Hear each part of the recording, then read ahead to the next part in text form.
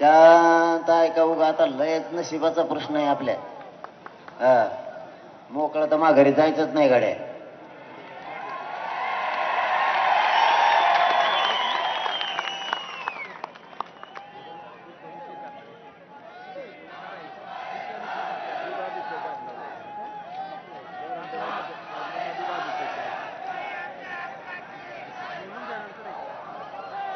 आरक्षण आपलं असं म्हणणं आहे,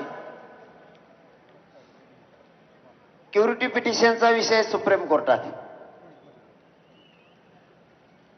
त्या आरक्षणाच्या बाबतची आणि सगळ्या सोयऱ्याच्या याच्यातून जर एखादा हुकला, दोन्हीतून बी म्हणतो आम्ही,